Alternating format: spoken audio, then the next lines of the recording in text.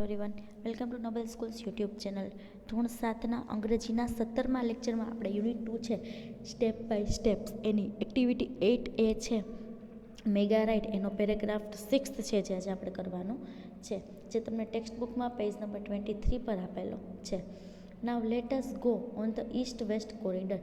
હવે આપણે east west corridor પર જઈએ. It will start from Kalupur. તે ક્યાંથી શરૂ થશે? તો કે અમદાવાદના કાલુપુરથી શરૂ થશે. It will run through the main areas of Ahmedabad. અને અમદાવાદના જે મુખ્ય વિસ્તાર છે ત્યાંથી તે થઈને નીકળશે. Then the line will turn south towards IT circle. પછી જ્યાં ઈસ્ટ વેસ્ટ કોરિડોરની લાઇન છે એ શું કરશે? તો કે દક્ષિણ તરફ આઈટી સર્કલથી દક્ષિણ દિશા તરફ વળી જશે. It will go towards commerce crossing. અને તે ક્યાંથી જશે? તો કે કોમર્સ ક્રોસિંગ તરફથી જશે. Thaltej crossing will be the last station of this route. East west કોરિડોરને માટે જે આપણે ઈસ્ટથી વેસ્ટ જવા માટેની જે આખી રેલ બનાવી છે તેનું લાસ્ટ સ્ટેશન કયું હશે? તો કે થલતેજ ક્રોસિંગ હશે. It will be the terminus on the east west corridor. Last station એટલે કે ટર્મિનસ એ કયું હશે? તો કે થલતેજ ક્રોસિંગ છે ઈસ્ટ વેસ્ટ કોરિડોરનું લાસ્ટ સ્ટેશન એટલે કે છેલ્લું ટર્મિનસ, ત્યાં એક ટર્મિનસ રાખેલું હશે. Total length of this line will be 10.90 kilometres.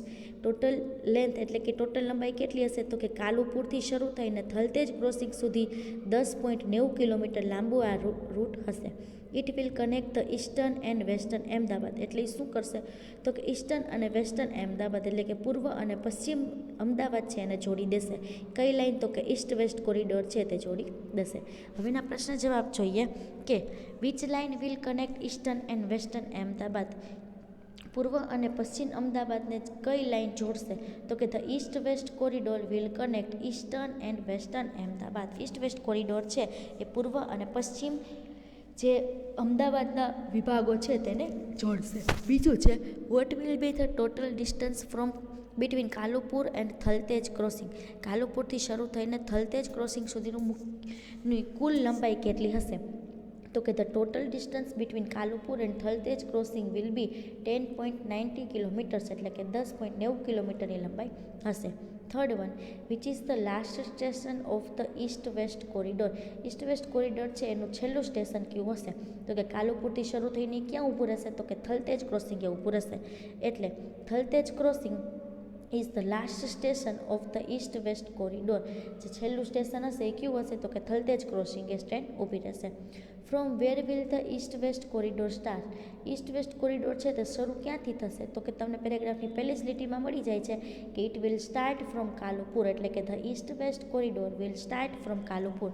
તે કાલુપુરથી શરૂ થશે.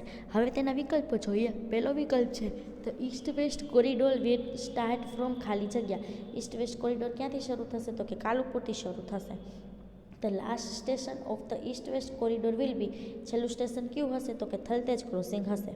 The total distance between Kalupur and Thaltej crossing will બી, મુખ્ય લંબાઈ કેટલી હશે? તો કે 10.90 કિલોમીટર એની કુલ લંબાઈ હશે. Which word in the passage means last station. છેલ્લું સ્ટેશન એ શબ્દ એ માટે કયો શબ્દ તમને ફકરામાં આપેલો છે? તો કે તે ટર્મિનસ એવો શબ્દ આપેલો છે.